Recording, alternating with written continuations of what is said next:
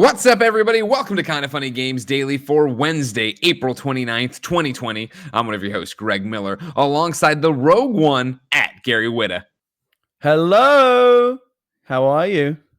I'm okay, Gary. How are you? If you're an audio listener, Gary is doing this from inside his Animal Crossing talk show, where it is Gary's avatar.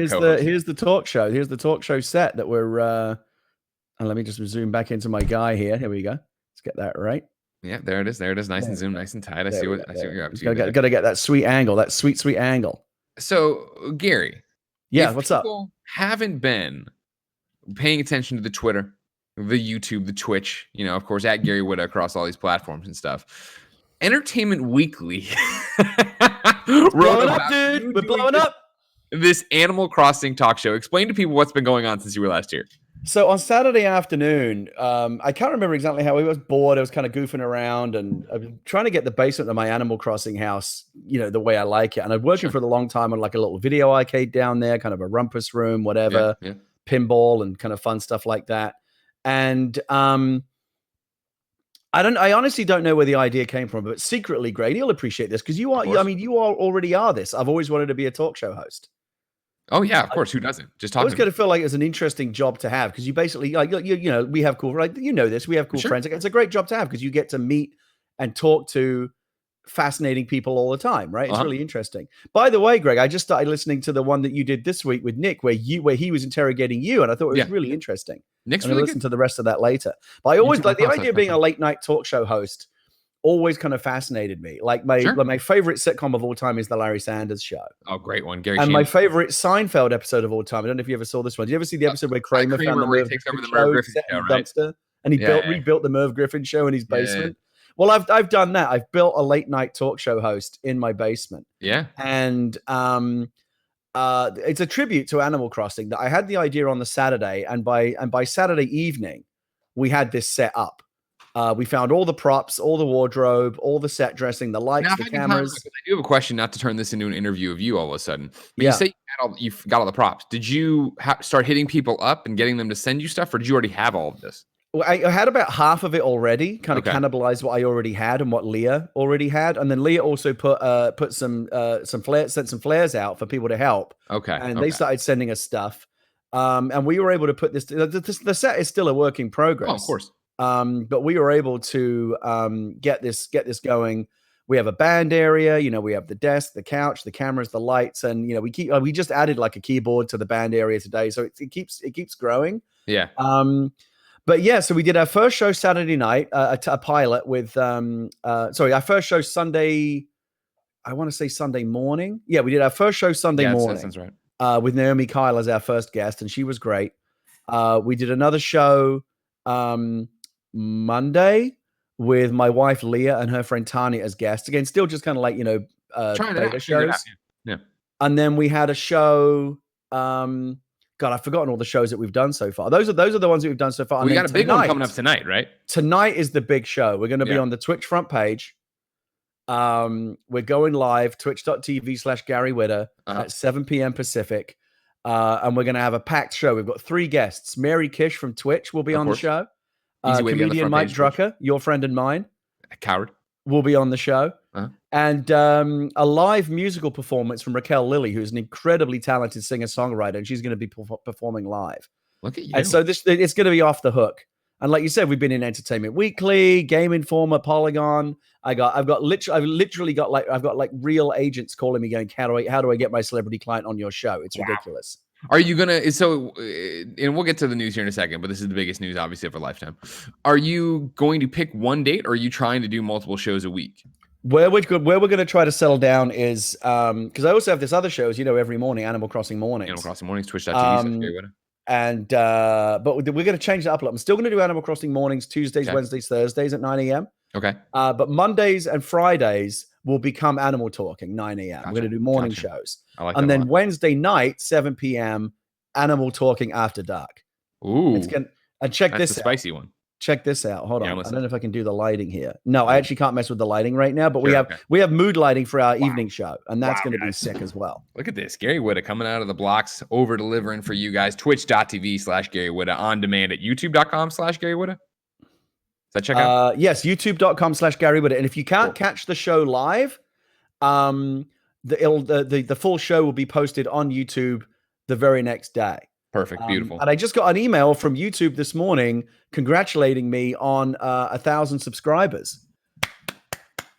Because people are actually watching my bullshit YouTube channel. I'm clicking over right now to make sure we're subbed with the 2 accounts. We are not. So kind of funny subbing right now. Get in there and sub. YouTube.slums. YouTube. Slums. What is that? YouTube.com/Gary Whitta. You can watch all my terrible old PUBG videos, which is all I ever used that channel for. But Animal Crossing mornings and Animal Talking will be archived there every day going forward. Beautiful. I'm very excited about the potential for this in the future. I'm proud of you, Gary. This is the future of late night talk shows, Greg. And you're going to come on the show as a guest, right? 100%. Yeah. I need you to commit to that right now. Sure. No, I'll make a public commitment that you cannot back out on. The problem was you asked me to be on this week, and it was the thing I didn't have enough runway to get there because I already had my week schedule. No, of course. We're going to do it. Send me some times, and we'll make it work. Okay. I know you mentioned this, but I want to get it out there too. In true late night talk show way, I want you to get Nick Scarpino on to come do comedy. Will he come on to do some live stand-up? Nick will do anything. He's dying. He's desperate for anything right now. You know, he hasn't done comedy in forever. Like he'll do it. Sure. Now here's my question, Gary. We're going to move into the real show. Do you want to come back to real life with me? Yeah, hold on. I'm just going to do a little clap. I'm happy about Nick coming on the show. Also, somebody in the chat pointed out, why do you have hair? Why does your character still have hair? Because the whole reason why I play Animal Crossing is because it's a world better than this one. Gotcha. And I'm not myself in the show, in the world of the show. I'm the person that I want to be. Isn't that what ultimately, Greg, isn't that what video games are all about? Live 100%. The life you want to lead. That's true. You know, by day you could be a menial office worker, but by night you're a hulking barbarian or a magical wizard. Great point. That's what video games are all about, Greg. Now, Gary, speaking of hulking barbarians, let's talk about Assassin's Creed and the reveal of the next setting that's happening right now. Reggie having a podcast and more, because this is Kind of Funny Games Daily. Each and every weekday on a variety of platforms, we run you through the nerdy video game news you need to know about. If you like that, be part of the show. Patreon.com/kindoffunnygames with your questions, comments, concerns, your squad up requests, and so much more. Remember, on Patreon.com/kindoffunnygames, you can kick us a few bucks and get the show ad-free. You can get it with the Daily Post Show. And of course, you can just have a good time, support us, get a bunch of other stuff over there. The Bless Way Show. If you go to Patreon, Kind of Funny, you get the Greg Way Show. We're about to record all these different things. Greg, yeah. I don't know about you, but I kind of want to do the whole show like this. But I won't. If you want me to turn the camera on, I will. Turn the camera back on. I say come back to me this time. Come back to me. Want me to come back to you this Here's the deal. Here's what I'll do. I'll do what I've learned as I watch you raise your daughter, right? We'll compromise. Come back to me as the camera right now. Then next week, I use my avatar, you use avatar. Kind of Funny Games Daily next Wednesday, all on Animal Crossing. Yeah, well, I mean, you can literally come on the set. Perfect, even better. We'll make it work. Brilliant idea. Brilliant idea. All right, cool. All right. Okay. Give me a second here. Let me get my. You do whatever you need to. I'm going to run through all the rigmarole. Remember, Patreon. Camera's coming back on. But if you have no bucks, there we go. Show for free at youtube.com/kindoffunnygames. You can also get on podcast services around the globe. You can get on roosterteeth.com. No matter where you get the show, thank you for your support. We love and appreciate every one of you. Please subscribe, like, and share if you can only support us in some free fashion. Housekeeping for you. Thank you for the people who go above and beyond, our Patreon producers. I want to thank Mohammed, a.k.a. Momo. Al Tribesman, the Predator, who freaking killed it yesterday. To be dragged on to twitch.tv/kindoffunnygames and play Predator against us. He was awesome and amazing. And then, of course, Blackjack. Today, we're brought to you by Old Spice, but I'll tell you about that later. For now, let's begin the show with what is and forever will be the Roper Report. Time for some news. 5 items on the Roper Report. Baker's dozen. That was a really good one, Kevin. You're tired, you were saying earlier, Kevin? You're worn out? The new puppy's running you ragged? Yeah. Got to take him out for walks all the time. Yeah. That's not true. I just do it in the morning. But it's like 7 in the morning, you know? That's not the life I'm used to. And then, Gary, how much sleep do you get? You got a kid. She's getting. I've never slept well my whole life. It's just been my problem. If you said to me like you could change one thing about your life, I would say I wish I could sleep like a baby. Gotcha. I wish I could sleep really, really well. Okay. Why is my camera reading to you as bad? Because some people are saying that my camera's no it's good. Discord, it's everything else. We don't worry about it. It's how it is. It'll snap back eventually. Oh yeah, it looks bad. It looks brilliant to me. It looks just bad in Discord. Okay. Remember, of course, ladies and gentlemen, you wanted a garbage truck on fire. No, you're fucking kidding me. Number 1 on the Roper Report. The new Assassin's Creed setting is being revealed right now. I'm reading from Joe Screbbles, a made-up name at IGN.com. The setting for the next Assassin's Creed game, rumored to be set in the Viking era, will be revealed in a stream today.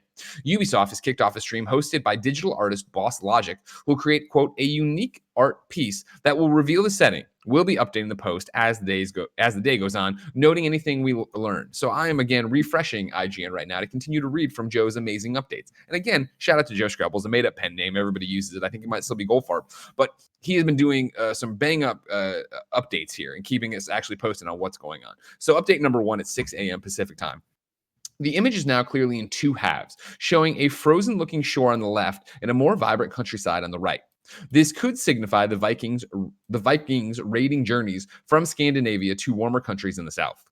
The first major addition to the image is a large stone castle, which would seem to lend some credence to the idea of an Assassin's Creed game set in the Middle Ages, although stone castles first emerged in Europe towards the very end of the Viking Age, around 1000 CE. Update number 2 at 7:50 Pacific time. The left side of the image now features a couple of boats that look very much like Viking longships, while the right side features a battle between 2 differently armored sides. A Viking game feels more and more likely. Update 9 a.m. The latest major changes have involved turning that once proud castle into a ruin and adding a lot of detail in the background battlers. The cloaked combatants seem to be armored like the Anglo-Saxon warriors who repeatedly defended against Viking invasions in Britain. Then the next Assassin's Creed is widely rumored to center around Vikings, so we could potentially see a middle-aged setting. That last update was 9 a.m. And we can click over to the Twitch here for Ubisoft. I don't want you to do it, ladies and gentlemen. You stick by us. And we can see what it's still going. Yeah. Kevin, can you toss that up? Twitch.tv/Assassin's Creed while Gary and I talk about it. Yeah, just give me a second. It's I gotta fix this. Is this all still happening live as we're talking? Still happening live. Okay. So this is like super breaking news. Still at it, right? So yeah, as you see now, it is still split in half. We have the raiders on the one side fighting the dudes around the ruins. The other side, the boats coming in, and then in the middle, they're still fleshing out what the different thing in the middle of here. But it looks like and I see it. I think it's going to be this guy with like a sword like this. So what it looks like is big coat on around him or whatever like that. Gary, yes.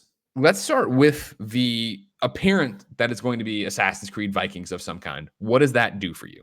We've known that for a while, right? I mean, at least that's been the rumor for a while. Every rumor actually looks like it's happening. That's not the surprise today. We're like, oh yeah, okay, so we knew it was Vikings.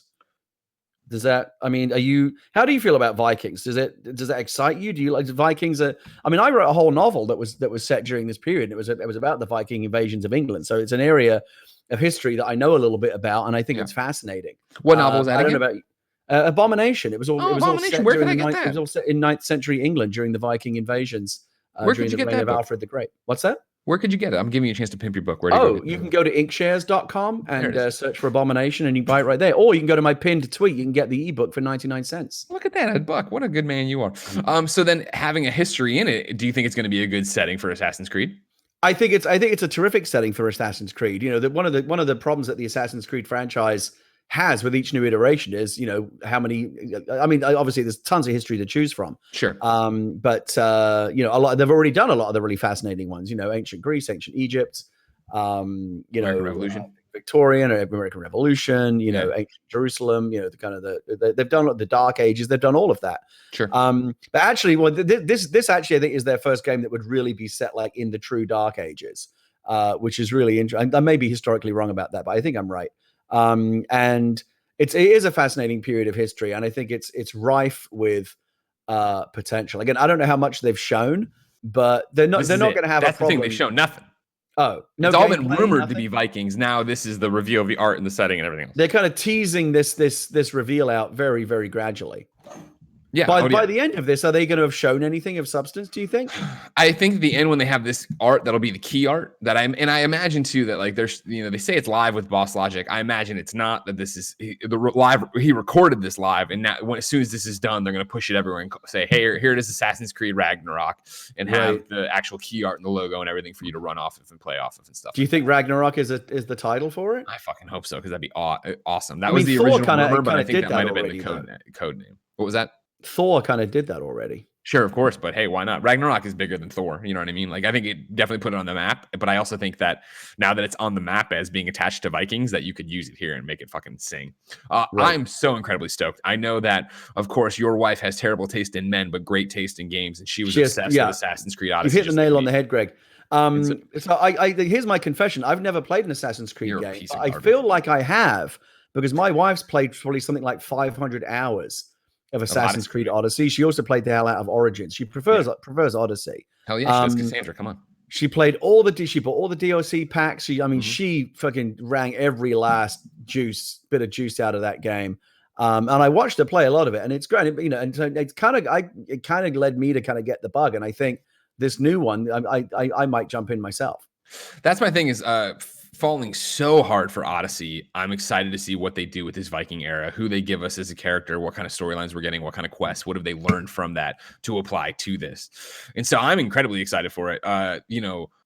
To sit here and be like, am I excited for the Viking era? Yeah, I think it's, there's a lot of that coming off of, and I know it's not 1-to-1, but a lot of that coming off of like God of War, seeing how For Honor did stuff like this, that kind of combat. Of course, Vikings giving them the ability to have the ship-to-ship combat as usual, have them actually go out and explore and be a period I don't know much about. I'm incredibly excited for that. I think that'll be really cool. And again, no matter what they do, if it's more in line with what happened with Odyssey, and I know also Origins to some extent, I can't fucking wait. I'm totally stoked. So I'm really excited to see them wrap this up today. And then hopefully when it's done, my hope would be that when this is done, they then give us a trailer on top of it rather than just this, or at least here's the key art and you can expect a big blowout trailer reveal in the coming weeks, or give us a date or whatever. But I obviously know that we all would prefer more rather than less. Like, we'd love to see gameplay like right now today. But what do you think Ubisoft's strategy really is, to like be really kind of opaque today and the promise of more? Do you think they'll actually give us something? I think that they have to give us something. When this is done, I think they have to say, even if they don't give us the title of Assassin's Creed Ragnarok, they're like, here it is. The Assassin's Creed thing is set in the Viking time, and you can learn all about it on this day during a live stream on twitch.tv/Assassin's Creed. Like, something, there needs to be an action item at the end of this, not just, hey, there's the art and it's done. Congratulations. Right. But it is weird the way they're revealing it, of course. Nano Biologist writes in to patreon.com/kindoffunnygames to start that discussion. Hi, Greg and Gary. Assassin's Creed had a very interesting reveal today, with Boss Logic live photoshopping the teaser image while also announcing the next Assassin's Creed setting. This was such a nice, relaxing way to start the day, and I absolutely loved it. Plus, it got me even more hyped for the game than a basic reveal trailer. So this got me thinking, excluding leaks, what have been the wildest, most interesting ways games have been revealed that you remember? Do you think more games should adapt and embrace this quarantine / more people at home by giving people content while also having a game reveal goal? I'm looking at you, Montreal. Thanks, the Nano Biologist. That's the thing about this that I think is batshit crazy. I woke up this morning, I opened Twitter when I was brushing my teeth, and it's Jason Schreier and Youssef making a big deal about like, oh, hey, this is happening. And I thought they were announced. When I first look at it all blurry out, I'm like, oh, this is happening next week. This is happening next tomorrow. Oh, it's happening now? Out of the blue, no lead up at all, no runway, no teases, just, hey, in an hour, we're starting this thing to reveal the next Assassin's Creed. It's like, what the fuck? Like, that's so outrageous. That's kind of cool. It's kind of like when like Beyonce just drops an album like out of nowhere, right? Like that is kind of cool when that happens. And we talk about, the double-edged sword that is hype, right? Where it is, if you come out and you announce, like PlayStation, hey, we're going to have a Mark Cerny presentation tomorrow. No matter what you say and how you try to frame it, expectations start going. Hey, we're Google Stadia and we're going to do a Stadia Connect tomorrow in the coming days. Expectations start going, and then when you don't deliver on them, and granted, once expectations start building, can you ever deliver on them? People are upset. People feel like this wasn't worth the time. People are upset. I think doing this, pulling it out all of a sudden, hey, this thing you didn't expect, anything can happen in 2020. Anything can happen with, Assassin's Creed or our run up to this thing. I think it's a great way of like, wait, what's going on, and getting people excited for it. I thought it was a weird reveal. I thought it was definitely different. It's definitely different, and it's definitely out of left field. And it's this idea, right, of it's right now 29,000 people are watching. And like when I checked in earlier, when I was building all this stuff, 35,000 people were watching. So people are into this in the same way Nano's talking. Like people are into it. And if you're not, guess what? You go off and live your life and forget about it. And then you're going to check IGN eventually today, and it's going to have the image up and all the information. Right. Yeah. It's an assumption, but it seems right. This is probably going to be a cross-generational title, right? We'll see this for PlayStation 4, but also for PlayStation 5. This is, I mean, right? I mean, or do you think that this is not going to be a PlayStation 5? I always fuck this up. I'm title? Googling it, right? Because there was that idea. Here we go. Yeah. Tech Raptor. I'm looking on October 31st, 2019. 5 AAA Ubisoft games next year will be cross-gen. Right. Then I have to accept their things. According to industry expert Daniel Amiad, 5 Ubisoft AAA games next year will also be cross-gen. This means games will launch on PlayStation 4 and Xbox One, but also PlayStation 5 and Xbox Scarlet. Amiad said 5 AAA games planned for 2021 fiscal year, which runs from April 2020 to March 2021, will launch on both current-gen and next-gen consoles. These games include Watch Dogs Legion, Rainbow Six Quarantine, and Gods and Monsters. 2 more unannounced games will also be cross-gen. Ubisoft hasn't announced a new Assassin's Creed game for 2020, but we think it's a safe bet that one of the 2 will be Assassin's Creed. So yeah, that it has to be. I mean, it's their number 1 franchise. Of course, yeah. How can it not be? Play the Division because they're cowards, but yeah, no, totally. Yeah, I think this is so indicative of where we're at right now, and I would love to know the backstory to this, and I hope Ubisoft tells it because they've been very forthcoming in terms of owning what they're doing and why they're doing it. Because I would love to know, was this always the plan to do this teaser reveal? Was it that they were obviously building to their E3 press conference, which they could be still doing an E3 showcase, and so they weren't going to do stuff? Did this come along because they couldn't do that, so they wanted to do something at home and have Boss Logic hired to do this, and he was already making it? So there's so many questions I have about why this is happening the way it's happening. And I think it is so different. And so I want to say bizarre, but that's a bit too far. But it is so different that I feel it's jarring in terms of how we would normally do this. That's always been part of the Ubisoft brand, though, isn't it? Like their big presentation at E3 has always been a little bit off the wall, right? That's just their style. Yeah. Oh, man. I'm excited. So, so presumably we'll see it. Like, this has got to be a holiday release. Like, we'll see it this fall or this holiday season, right? It's got to be. I mean, it would either be fall or it would be spring, I would say. What's the new Watch Dogs Legion to date? I can never remember. Watch Dogs Legion, because that I think gets in the way too, right? God, it's always, why can't they just tell me right there? No, don't say that either. It's never easy, Gary. There it is. No. They moved the date and fucked everything up for me. Just 2020 is what this says. I can't keep up anymore on what the fucking date of Watch Dogs Legion is. Nano Biologist, tell me you're wrong because you have it easier and I can't stop the show to try to find this one thing. I think it's cool. I think it's weird. It'll be interesting to see. I wish now I could just time travel ahead and see what the fucking graphic is and know the name of the game and see the fucking trailer. But I hope they don't make us wait, Gary. That's the big thing. Is I hope that if they do finish it today, they say here's the title and what we're doing. That there's a trailer that either ends the stream or there's a trailer that they say is coming in a little bit. Right. Yep. Right. I hope so. We're all hungry for it. Like I said, this will be the first Assassin's Creed game that I'm actually going to play. I'm excited for it. Okay. Another game you're excited for, Gary, is Streets of Rage 4. And the embargo is up. Let's do a review roundup right now. Ooh, please tell me it's good, Greg. Give me some good news. Metacritic at 9:14 a.m. had it at an 82. That's good. Yeah, it is. The 6 Access gave it a 9. Aaron Suddy said, Streets of Rage 4 is a must for any beat-em-up fans, especially those with fond memories of the original trilogy. The fighting is great, the visuals are great, and the soundtrack is great. Lizard Cube and Guard Crush have managed to capture the essence of those classic games and upgrade it for the modern age. Game Informer gave it a 7. Joe Jubba said, Streets of Rage 4's simple approach to combat and content is enjoyable in short bursts, but it doesn't have the hooks to keep you coming back. This beat-em-up feels like an homage to the 90s, but it also is stuck in that era. And then IGN gave it a 7 as well. Dale Driver said, Streets of Rage 4 delivers the greatest hits of the classic series and is at its best when it's played with at least one friend. If the primary focus was delivering a traditional Streets of Rage experience with a modern coat of paint, it absolutely succeeds. But while it layers on a few new and interesting mechanics, it's still a very conservative update to a quarter-century-old format that feels like a slave to the past. I don't know about you, Gary. I'm not saying I need it.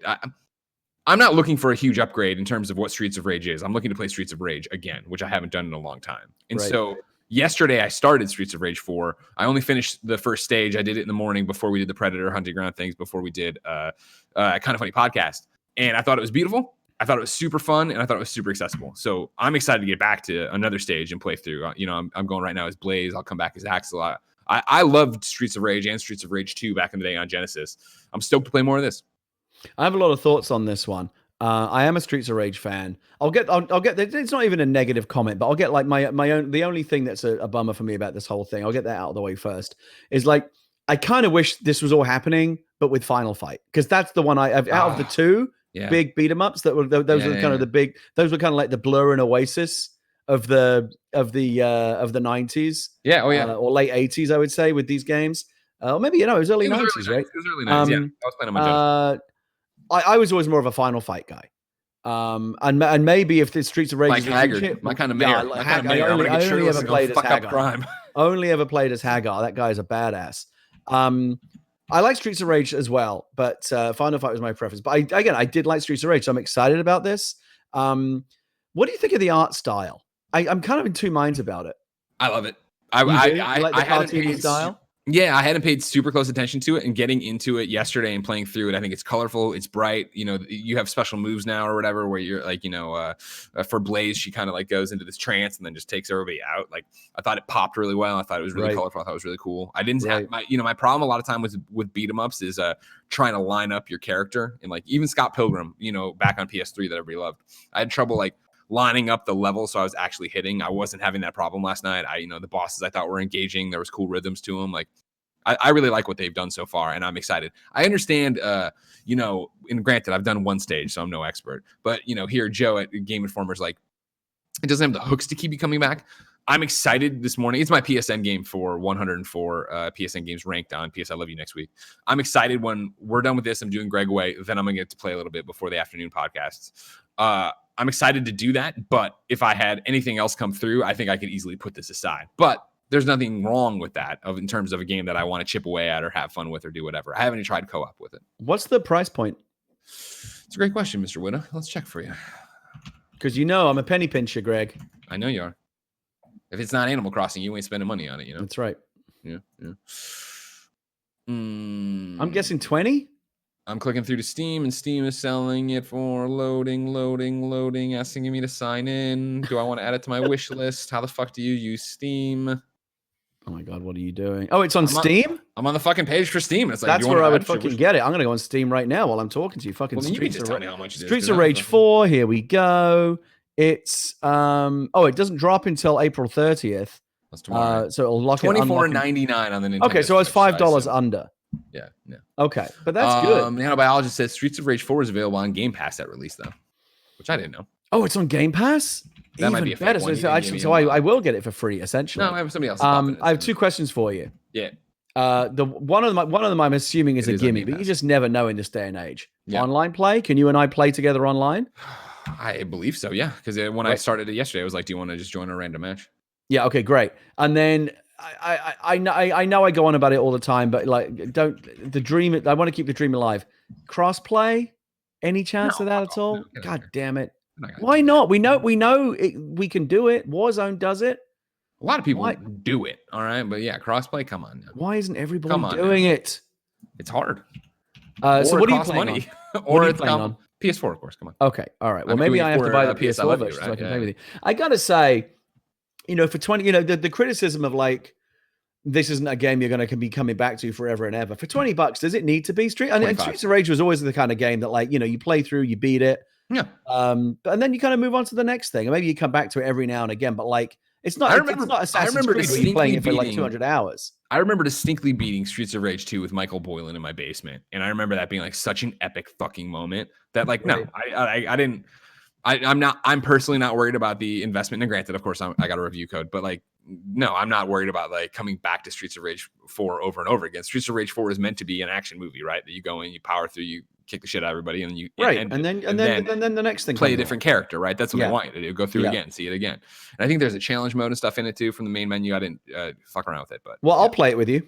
Okay, I can do that, Gary. We can do that, Gary Whitta. Number 3, Gary. Would you like to play Fortnite with me? Because Party Royale appears to be coming to Fortnite. This is Stephen T. Wright at GameSpot.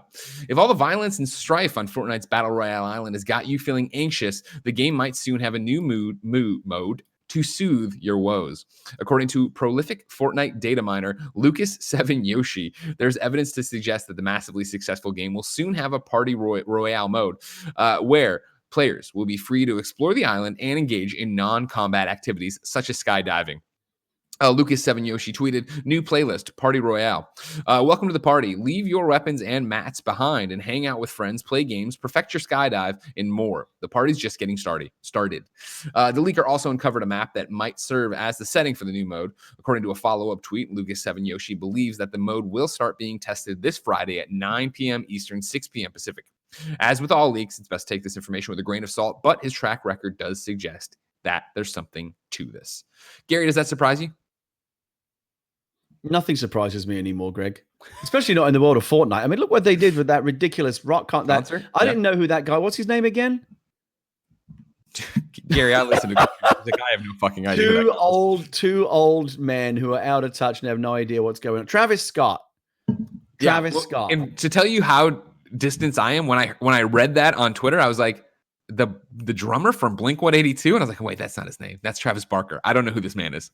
Yeah, so that's the thing. Blink-182. Like, we know the old-fashioned musical acts. Sure, we know the classics. Yeah, but like, what's happening in the music world right now? I honestly haven't got a clue. No fucking idea. Like TikTok's big. I know that. Right now, a lot of music off TikTok is a big deal. I know that. So yeah, I don't know what's going on TikTok, flip flop, whatever the fuck these things are. These days. I'm very out of touch, Greg, as you know. But I got to hand it to Fortnite. They're doing some. I'm not a fan of the game. That's not to say I dislike it in any way. It's just not my cup of tea.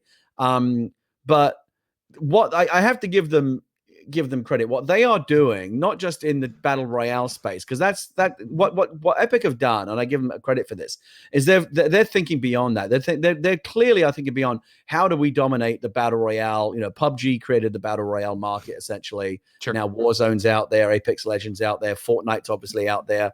But Fortnite and the Epic developers are approaching this on another level. It's like, how do we create a space, a world, a place for people to come and hang out where we can stage epic events and musical events. Yeah. And it's just incredible. Not unlike Animal Talking, Greg. I'm taking it to the next level. You are. And the Epic developers are. This whole Rustfest thing that they did with these giant, kind of holographic, rappers walking around. It's incredible. My hat's off to them. Well, I think that's what's so interesting about it is you bring up Animal Crossing, and I think that right now we are seeing so many different uses of Animal Crossing, where obviously you're doing the talk show. Last week we did the Grimecraft musical performance on his island. Yeah, that was great. I wish, by the way, Greg, I wish I could have got in. If hit me up, man, we could have gotten you. I tried to get there and said the island's full. It was like a cool nightclub. It was, but my friends are in there. Sorry, you can't come in. You're not on the list. But what I needed you to do was come out and talk to the bouncer and say he's okay. He's with us. Me. Come on, let him on. Give him the wristband. Give him the wristband. Let's get him in here. Never happened. No, sorry. I didn't know you were out there. I couldn't hear you over the music. You know what I mean? My phone, there's no service in the VIP room. I couldn't get through, Next time I'll get a wristband from you ahead of time. 100%. Well, we should do a after party for one of your shows. You know what I mean? Well, Grimecraft said he wants to come on Animal Talk. Oh, perfect. So, he's all over the place right now. Dude, that's a show right there. You get him, you get Nick, you get me. That's a show. You got a show. That's a show. We got music, we got comedy, and whatever it is that you do. Yeah, I don't know what I do. Yeah. But what I find interesting about this, if you'll stick with me, is that Animal Crossing is being used in all these different ways that I don't think necessarily we all expected when we were excited for it and to get our island and to build it out. It reminds me of when Fortnite really turned that corner and that people were reporting on the fact that their kids were coming home and playing Fortnite, but they didn't give a shit about the game, right? They were just hanging out. They were catching up. They were just talking. It was after school activity where it wasn't about winning as much as it was about hanging out. And I know when Joey was obsessed with Fortnite before Animal Crossing finally showed up and took over her life, she was doing the same thing. And that was a way to connect with people. So I think it's really interesting now to see Fortnite come full circle, see how their audience is using it, and now develop a space that, hey, yeah, it is Party Royale. Just jump in here and screw around and whatever. It's remarkable, and I've seen this written about, and you know, I go to my kid's school, and my kid's in second grade, but the school goes up to fifth grade. So like, you know, the fifth grade, if you're a fifth grader, like you probably are into Fortnite. Oh yeah. And when you listen to the way that kids talk about it, they don't think about it as just a game. They think about it as a place where they go. You know, it's transcended the concept of a game, and it's become a space, a place where cool kids can hang out, where their parents are not, and where they can do cool shit. And that's amazing. I think it's tremendous. I want to drop this in here because I'm probably going to use it in the headline. We have an update here. Nano Biologist has one here that the next Assassin's Creed game is going to be titled Valhalla. He's linking me over to gamingroot.com where they don't put the byline at the top of the page, nor does it look like they put it at the bottom of the page, where someone from Gaming Root writes, the next Assassin's Creed game will be titled Valhalla. Ubisoft is preparing the reveal of the upcoming Assassin's Creed, but we have already found out the name of the next Assassin's Creed game. Ubisoft registered a domain called Assassin'sCreedValhalla.com today, and this is marked for actually yesterday, April 28th. Yeah, April 28th, right? Yeah. Registered on April 28th, 2020. Gandhi.net is Ubisoft. They registered Assassin's Creed Odyssey's name with Gandhi.net too. Ubisoft is currently revealing the setting and will most likely be in Norway because in North of the Epoch. So it's back in there. So it looks like it might be Valhalla in there for the Viking title. Okay. That's also a good title. Nano, answer my question, and it makes me feel like I'm not crazy. Watch Dogs Legion does not have a release date yet. It's scheduled to release in the fiscal year of 2021, so by April 2021. So then I would say, yes, Gary, you're correct. Assassin's Creed Valhalla would be this holiday, and then you'd put Watch Dogs Legion out in the spring. IMO. That makes sense to me. I also think it's a good title. You know, it's as good a title as Ragnarok, but it doesn't have the baggage of people already associating that title with the Thor. 100%, Gary. You nail on the head on that one. Number 4 on the Roper Report. Reggie has started a podcast. This is Gene Park at Launcher. When Reggie Fils-Aimé retired after 15 years at Nintendo, he remained committed to the games industry as a fan and a cheerleader.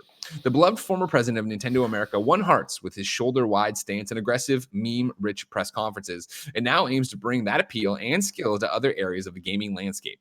Since stepping away from Nintendo, he's been visiting his childhood Bronx neighborhood to mentor students, and last week he just started his new role on the board at GameStop. Now, he's also raising money for the nonprofit New York Video Game Critics Circle, which offers scholarships, courses, internships, and mentorship programs to underserved New York City students. Reggie recently joined as a board member and mentor. The primary method of soliciting donations will be via a podcast. Reggie will join longtime New York games journalist Harold Goldberg in a 7-episode series, Talking Games with Reggie and Harold, which will feature interns being helped by the program, as well as high-profile executives and developers in the video game industry. Their first guest will be journalist turned master of ceremony Jeff Keighley, who founded the Game Awards. Goldberg is a freelancer who has previously written for the Washington Post. Of course, Launcher is the Washington Post sub-brand for gaming content. Money raised via GoFundMe will be used to provide games and game consoles to youths in homeless shelters. The games, Reggie said, will provide some escape and positive experiences, especially since some shelters lack internet access. The podcast will be free, but donors will get exclusive content, access to a private auction with hard-to-find items like an issue of Nintendo Power signed by Miyamoto, as well as the chance to personally ask Reggie a question. Thought that was really cool, Gary. Yeah, absolutely. Listen, I don't know Reggie particularly well. I've only met him a couple of times, but he's obviously a lovely guy. Let me ask you this, Greg. You know him better than I do. Why do you think it is that Reggie is so beloved in this business? Because he really is. I mean, people love him. Yeah. For the record, I don't know him better than you have. I've only ever met Reggie once, and I think maybe the same here. Super early in my IGN days at some Nintendo event we went to. I think we played Super Mario Galaxy 2 there. Why he's so beloved, though, is that I think he leaned into it, right? Like, he had a personality. Nintendo's Directs allowed him to be a personality and be funny in them and do the watch tapping and be a Muppet. And then when the memes got made about him, he embraced that, right? Like, he embraced My Body Is Ready and all that jazz. Like, he didn't shy away from them, or like, he was in on the joke with us. It wasn't that we were making fun of him. We were having fun with him, which is a big difference, I think. Yeah, he's just a likable guy, and he never came across as like a stuffed suit. kind of 100%. He never seemed like a business executive, but just a guy that was into games who also happened to run a games company. And I think that, Nintendo's legacy of being a toy company and being light and effervescent and doing weird things worked for that, where it was like you couldn't have a stuffed suit up there. You had to be somebody who could roll the punches and have fun and goof around and not be afraid to be the butt of the joke and not be afraid to look foolish. You're out there having fun. You're out there playing with the Wii, whatever. Yeah, and of course that fits perfectly with the Nintendo brand, which has always been kind of more whimsical and fun than the other big, serious companies. I'm not really a podcast listener, but I'll give it a listen. I think it's great that Reggie is giving back. I think he's having a tremendous second act right now. And that's my biggest thing about it. Like you say, you'll listen. I listened to, and for full disclosure, I went when I read this in Washington Post today, I went over and actually donated money to the GoFundMe because I think it is a great thing, and I think it is awesome to see Reggie actually doing that. So many people, when they leave the executive position of any video game company, either just fade into obscurity, go into some new role. You never hear from them again. They don't use their power that they still have in any particular way that's helping or moving the industry forward. So to see him continue to do this, right? And like, even to go to the GameStop thing, where GameStop's a company that has a lot of problems, and him go there and hopefully be on the board to say, hey, this is how you should fix this. This is what you should do. This is how you should take care of your thousands of employees. I mean, that. GameStop definitely, if anything has been proven over the last couple of months, is that GameStop desperately needs a Reggie. Yeah. And so even for this, I've never heard of the New York Video Game Critics Circle. And it's awesome that this sounds like a really fucking awesome program. And it sounds like it's a great way to help people out. And yes, they should get video games into homeless shelters to help out youths who are, struggling at the moment and could use some help. He's my number one target for a guest on Animal Talking. Let me tell you something right now. You say that, but I also saw you tweeting Mark Hamill. Let me just clarify for you, Greg. Like a lot of people, like I've not done this, but a lot of people, like without asking me, or I guess they can do what they want. But like they've been tweeting at Brie Larson, they've been tweeting at Chrissy Teigen, who are probably I would say Chrissy Teigen and Brie Larson are probably the two most famous people who are known to play Animal Crossing because they tweet about it. Of course, they would both be very welcome on the show. But I would take Reggie over both of them, and that's how serious I am about wanting Reggie on the show. There you go, Reggie. You heard it here first. Gary.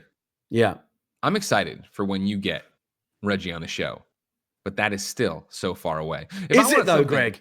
Is it? Well, it's not you today. Don't know. It's not right now. It's not right now. It's not your next show either. You got Mary Kish. Okay. If I wanted something more immediate, say what came to the Mom and Graf shops, where would I go?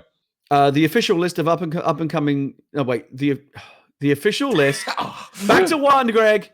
Back to one. What's up, everybody? Welcome to Kind of Funny Games Daily. The official list of upcoming software on each and every platform, as listed by the Kind of Funny Games Daily show hosts each and every weekday. Yeah. Out today, Active Neurons on PlayStation 4, the PlayStation Vita, it lives, and the Xbox One. Gun Crazy on Xbox One. Dread Nautical on PS4, Xbox One, Switch, and PC.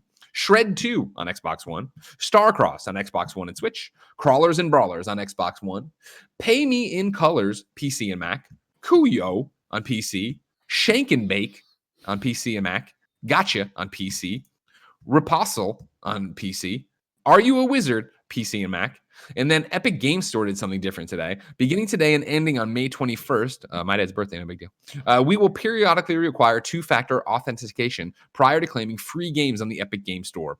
We are making this change in an effort to encourage our players to take steps to strengthen their Epic Games account. Thought that was cool.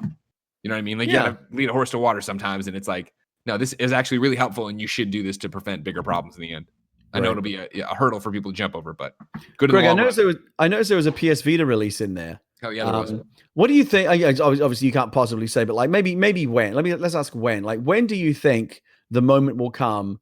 Like, because some game in the near future is going to have the weird distinction of being the last game ever to be released on the Vita. Will it? Like, when's PlayStation going to cut off digital submissions? That's the big question. Because Radalika is going to keep on fucking pumping them out. God bless him. Easy trophies. I love you.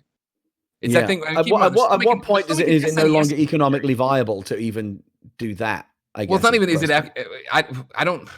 I mean, I'm speaking out of turn, I guess, but I don't know how hard it is to port a game over. If you're already making a PlayStation version, right, of a small indie, how hard is it to get it to run the PlayStation 4 and then also put it on the Vita? Obviously, there's hurdles. Obviously, there's things. But if your game's already a Foxy Lane 3 or whatever, where it is a simple side scroller or whatever, I think you can still do it. I hear you. Vita will never die. Are you going to pour one out on the day that happens, though? It'll never happen, so I don't have to worry about it. You're living in denial, Greg. No, I'm not. New dates for you. Drift 21 is coming on Steam Early Access. Will launch on the Steam Early Access program May 7th. Dungeon Defenders Awakened leaves Steam Early Access Thursday, May 28th, 2020. And then Time Lie is coming out on PC May 21st on Steam. Then Pistol Whip is coming to PlayStation VR summer. Usually I don't give games that just have a broad release date. Any kind of thing, but Pistol Whip, a great VR game. Excited to see it on PlayStation VR, Gary, as always. Support the I'm still looking at Steam over here, Greg, and I'm trying to figure out why it is if the game drops in 14 hours, why I can't pre-order it or pre-purchase it. All I can do is add it to a wish list. What's going on? What are you looking for? Steam? Which one? Sorry, Streets of Rage 4. Why do you care? It's on PlayStation 4. You're playing on PlayStation 4 with me. Yeah, but I mean, okay. But if it's free on Game Pass, I have to decide whether or not I'm willing to pay to play it with you or get it for free and play. No, I'll get your review code. You can play it. Oh, beautiful. Okay, well, great. Okay. Here's the question for you, Gary. I'm listening. We could. What are you doing right after this show? I'm probably going to go upstairs and spend some time with my wife and child. But overrated. I have to record. You got a better offer? I have to record Gregway, which is the show where I answer Patreon questions. Sometimes I play games while I do it. If I get you a Streets of Rage 4 code, do you want to do Gregway in Streets of Rage 4? Where we just chat. I read a question, and then we play Streets of Rage. We answer it. You know what I mean? What would be the time slot for this exactly? Sometime after this, 11:30, noon, right. maybe. I would have a hard out at 12 because I got to do Mike Drucker's pre-interview. Oh, I hate him. Do you have a little feud? So, Greg, we love people have been I'll tell you some content that people want. They want for Animal Talking. They want to create a Jimmy Kimmel, Matt Damon style feud. Oh, sure. Between you and me. Oh no, because I'm too supportive. We're too supportive. No, you're too nice. Yeah, we love each other. I mean, I don't think anybody would buy into it. I mean, they would, and they'd be like, chuckles. They would know. They would know that it's fake. Exactly. No, it's not what it's about. It's about you and me being broing down out here. Send me a code, and I'll see if I can squeeze. I'm definitely going upstairs to see my family after this. But send me a code, and maybe we can do both. 10 minutes is what you're promising me. So I mean, look, my time. What if we did it at 1 o'clock? No, easier? I can't do 1. I can't do 1 o'clock either. Could you do 2 o'clock? No, I got to take the dog to the vet, and then I got kind of funny games cast at 3:30. Welcome everybody. Right, listen. I would schedule. We'd have to do something. I'll talk to you offline after the show. All right, fine. We'll figure it out. Deals of the day for you. PlayStation Plus games for May have been revealed. The City Skylines and Farming Simulator 19. And then Xbox games with gold have been revealed. Xbox Wright on Xbox One, handle extreme and challenging courses around the world in V-Rally 4 and combat demons of the Chaos Gods in the action RPG Warhammer 40,000 Inquisitor Martyr. On the Xbox 360 and Xbox One via backwards compatibility, you'll score a goal with the classic sensible world of soccer and its minion madness in the delightfully despotic Overlord 2. A lot of games I don't know anything about there. Time for Reader Mail. Of course, Reader Mail is brought to you by patreon.com/kindoffunnygames. You go there. You can get the show ad-free. Speaking of ads, though, you can get Kind of Funny Games Daily is brought to you by Old Spice.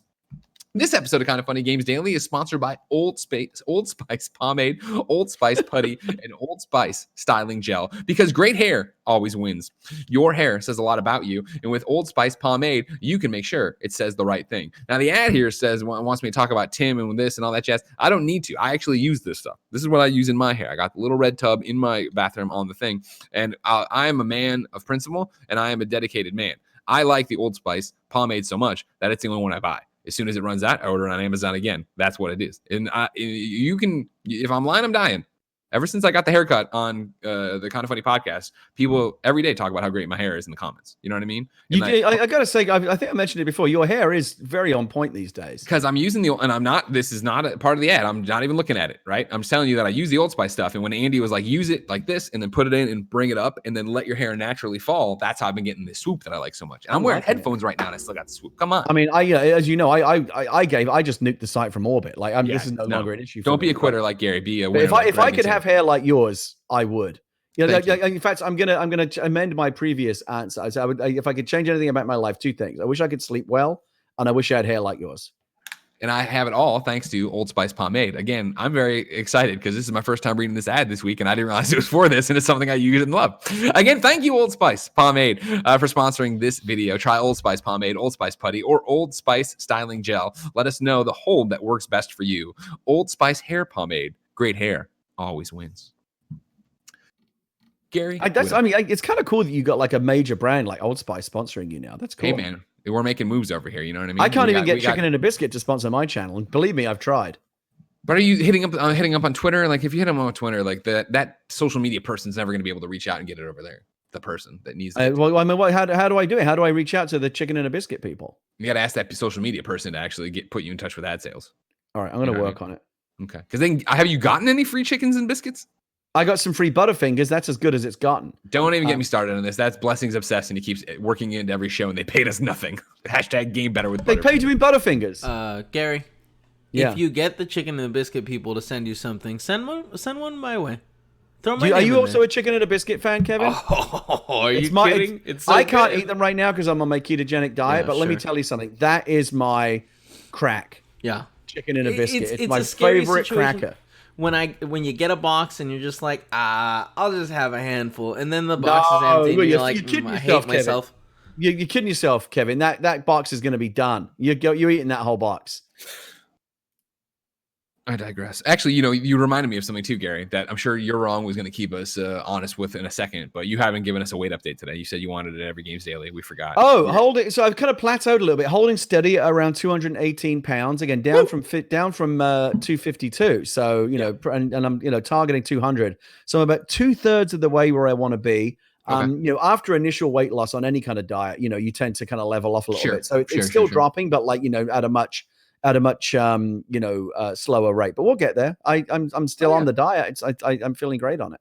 Good. Jacob Porter wrote into patreon.com/kindoffunnygames, just like you can. It says, Greg, you often talk about Stadia and that it's weird you still have to use a cord when playing on PC and your phone and such, as if you haven't tried it since launch. As for the cord, I don't understand this argument. When I play PC games with a controller, I always have to use a cord. I feel you all at Kind of Funny should give it an honest shot again now that it's way past launch and way more stable. I also remember saying you didn't want to play Darksiders on your phone, but played Marvel Ultimate Alliance 3 on your Switch, which had a screen about the same size as most phones, and would like you to explain the difference. Well, Jacob, first off, Jacob's going to come up again because Jacob is your squad up. He wants people to squad up with him on Stadia. And I want to thank you, Jacob, for writing in with a pertinent question on the heels of yesterday's Google Stadia live reaction and being respectful, even though you clearly don't agree with me. Number one, you talk about, having my argument that, wait, do I still have to use my phone with a cord attached to the controller for Stadia, and how you don't understand that. And you reference, of course, PC games. Of course, I don't give a flying fuck about PC games. Get out of here with that weak ass argument. But more importantly, with the Xbox thing, like every time I turn on this Lenovo, it tells me I can do that with PC, but I won't even argue with PC. Let's not even keep I don't want to open myself up to a counter argument that I don't understand. One of the big ways I play Animal Crossing, especially right now, is that one of my Joy-Cons one of Jen's Joy-Cons started getting drift. So I gave her my Joy-Cons, and since we've been in lockdown, I only play my Switch with the controller and the screen. And what I do, of course, is I take the Switch screen, I put it here with its little kickstand up, and I'll lean back and play with my controller back here, no cord. That's the kind of experience I expect and want out of Stadia /xCloud/ all of them, right? By the way, I can already do that on xCloud, right? It is operating wirelessly, talking to my phone when I use it xCloud that way. I think that's a key element to the Stadia, what they promised and where they want it to be, right? Is that I should be able to do that and have them running that exact same way. You bring up this, feel like Kind of Funny should give it an honest shot again now that's way past launch and more stable. For the record, and you can watch that Stadia video yesterday, right? And even though Kevin brought it up, my argument has never been about the tech working. The tech works, it's depending on Wi-Fi. When I first played it, and to your point, I was having hit or miss or frame drops. When I played it here on the TV, wired in, Destiny didn't look as great as it should, but it was working. My argument has never been that. Mine is the ease of use and the practicality of it in certain eases of use. The controller and the cord being one of them. The fact that I am an Apple person and that it still doesn't work on my iPhone, which I know is also tied up with the App Store itself, not necessarily on Google Stadia. That's what I'm talking about in terms of it. And then for your point here of talking about Darksiders on your phone, but you played Marvel Ultimate Alliance on your Switch, which has about the same screen. my Switch screen is larger than my iPhone screen. Sure, I'm not talking about a, fucking 80-inch TV versus a 20-inch TV, but it is bigger. Not to mention that Ultimate Alliance was designed with the Switch in mind, meaning that you can easily read everything there. Turn on Darksiders and play it on a phone. Like, there's a lot of text on the screen. And again, I'm talking about starting Darksiders on the phone, is how I was trying to play it at the office when it launched. Not started on the PC, play for 10 hours, then move to the phone and obviously know what it all says. I was talking very specifically about starting it that way and playing it that way. That's where the difference is for me to Ultimate Alliance and Darksiders. I think, I think it's a sign of the times in terms of Stadia's current outlook and fan base is that, Jacob, you're the only person who wrote in about Stadia and on the heels of that. And I looked through the YouTube comments and it seemed like most people were right there with us. I'm not a Stadia hater. I want Stadia to succeed. I just think it's missing these things that are basic issues that are causing it to have trouble, where I can't use it on the tablet I want, or can't get it where I want, or I use it with the controller setup I want. And I know you're also not accusing me of being like out to hate it or out to try to kill it for any reason. Right. I just think that some of the arguments here, while we don't agree on, I think they are different use cases than what we're talking about. Gary, where are you at with Stadia these days? Did you even watch the Connect yesterday?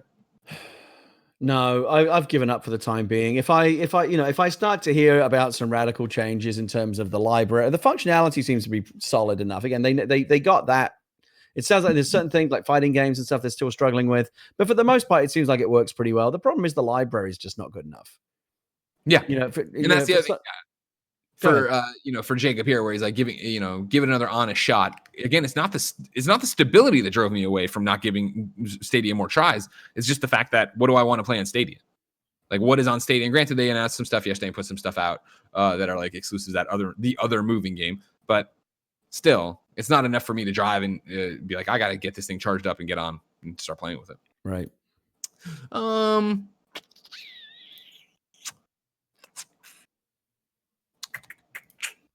One more question here, because it's kind of news related. I'm listening. What do you got? Amiad writes in to patreon.com/kindoffunnygames, and Amiad spells his name phonetically because he knows I'm a big idiot. Thank you so much. EA announced Battlefront 2's next DLC drop will be its last. The game's come a long way since its rocky loot box ridden start and is now well regarded. Do you think it's possible we could see a Battlefront 3 before EA's Star Wars license runs out in 2023? Also, what do you think will happen with Star Wars games in the future? Will EA get another shot? Gary, you're Mr. Star Wars. You wrote Rogue One. You've been living off that fucking shit forever. Co-wrote. Yeah, okay, whatever. Co-wrote, fine. But you're always telling me every time we go out to eat, you're just like, I did all the work. These other guys did nothing. I mean, the exact words. Your mouth to God's ear. And you're wearing an EA shirt. What do you think is going to happen with the Star Wars license once this all expires? First of all, let me lest you think I'm some kind of EA shill, I'm going to show you something here. See that there? This is what this hoodie's from. You can't see it; it's too small. Triple beatdown. Triple played baseball 98. This is from my days on PC Gamer. I've had this shirt since 1997, and it has served me well. This is actually back from my PC Gamer days. I don't know what's going to happen with the Star Wars license. I've been saying for a while that I think it would be a mistake for the EA license to be renewed, because I don't think they've handled it well. I still don't. I think Jedi Fallen Order was the exception rather than the rule. It does sound, again, I don't play it, but it does sound like Battlefront 2, they did eventually get there. I've heard a lot of people say that it's like, they through all the updates and improvements and changes and DLC and stuff, that it got to a point where it's actually a solid game now. Had it launched as that game, and you never, and these days, like, we apparently can't expect games to launch as finished products anymore. But Battlefront obviously had a lot of issues. The loot box controversy. I mean, they're never ever going to live that down. So I feel like the second half of EA's 10-year license is better than the first. But I think there's still interesting stuff to come. But yeah, I mean, the story of EA's Star Wars license has been a very mixed bag. Yeah, of course, you remember a friend of the show from Upload VR and a bunch of other, obviously, freelancing stuff. David re-reviewed Battlefront 2 for IGN, gave it an 8.8 on that re-review.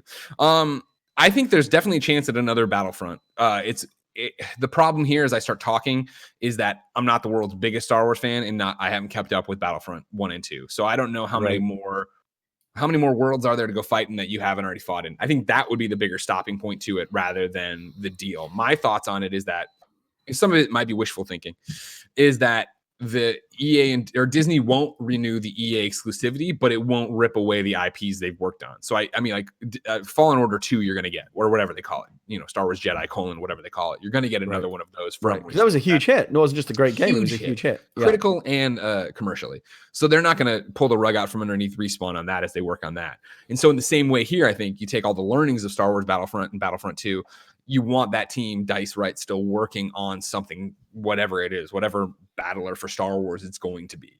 Like, I think that's still there. I would love to see, and I do. It's always that thing of you never know what's going on the other side, but I do think that all the lumps EA and Disney have taken from this agreement, I think would be enough to break the contract and give it that way. And I think the fact of, I always go back to, Disney bringing on John Drake, granted, not working on the Star Wars games, right? He touches everything that's not Star Wars and Marvel, right? But I think them bringing him on and like making that team start moving in that way, I think proves that Disney is looking at video games and understanding video games and bringing in people who understand video games to the point that even if I didn't fuck up John's role in kindoffunny.com/wrong or in the chat, even if that he's not touching that stuff now, is showing they're thinking about that stuff. And when they get to a point of a contract renegotiation, is that when you're like, all right, cool, let's not do it this way. Let's do it in a more not PR friendly way, but in a way that actually could benefit us in a different way. Gary, it's time to squat up. This is where one of you writes in to pay. I really thought you were frozen for a second. No, I was, Greg. I was just in real life. I just had a bit of a brain that happens. That happens. It happens, especially at my age. Just you wait, Greg. Wait till you get to my age. It's not fun. Wait till you start going to the doctor and you say, "Oh, this is happening. My back hurts or whatever," and the doctor just says to you, "Yeah, that's going to happen now. Nothing we can do anymore. Nothing we can do about That's it. your life now." Yep. Ladies and gentlemen, we ask you to squad up. This is where one of you writes into patreon.com/kindoffunnygames. Give me your name, username, platform of choice, and why you need help in a video game. I read it here. The best friends come and find you, and everybody plays games together. Today, Jacob Porter needs help on Stadia. Jacob's Stadia name is TooTallPorter, all one word. Had a great time playing PUBG with my fellow Stadia and KF Facebook group buddy Aaron last night, and would love to play more games with the others as well. I just finished Darksiders and am looking to dig into the Division 2 and or Destiny 2, as well as anything else part of the pro lineup. I play usually between 9 p.m. and midnight Eastern Standard Time. Ladies and gentlemen, if you want to play some Stadia with Jacob, hit him up. TooTallPorter. Gary, we asked people watching live on twitch.tv/ kind of funny games to go to kindoffunny.com/you're-wrong and tell us what we screw up as we screw it up, so we can set the record straight for most people on everything else and doing their thing. Ignacio Rojas says, if your PC has Bluetooth, which most modern PCs do, you can connect your controller over it. Works on Xbox, PlayStation, and Switch controllers. I thought so, but I didn't want to say it because I'm stupid about PCs. Nano Biologist says, he's updating us a little bit here on Assassin's Creed. He says, breaking, Assassin's Creed Twitter is hinting Boss Logic's Photoshop is almost finished and the setting will be revealed momentarily. Kevin, can you bring that up for me? Nano also says John Drake's specific role at Disney is to, quote, help pair amazing developers and publishers with the best IP in the world, end quote, as the VP of business development and licensing. Well, he's so fucked up, Nano, because I was asking, I thought he touches everything that's not Star Wars and Marvel. That was the question. All right. Don't give me the fucking Wikipedia summary of John Drake's role. Tell me if I'm right about this. God damn it, Nano. You fucking no, I'm kidding. You do so much great work around here. And then we always yell at you like this. There you go. I will keep an eye on that in the post show. Kevin's got it up. Yeah, we see Boss Logic putting on what looks to be Kratos armor, everybody. No, I'm kidding. But it looks like some kind of leather belt being put on here for this. 40,000 fucking people watching this right now. Oh, good Lord. Tomorrow, I'll be here with Blessing, Eddie Oye Jr. And then Friday, it'll be Blessing and Tim closing out your week. I'll be on my day off. It is my anniversary. Gary. Yes. We have a post show to do here, and I want to talk to you about Animal Crossing. But before then, where can people keep up with everything happening in Animal Crossing world? Twitch.tv/Gary Whitta is where you're going to want to be. Like I said, we got a big show tonight. And of course, you can always follow me on twitter.com /Gary Whitta, GaryWhitta, for all the latest developments. Okay.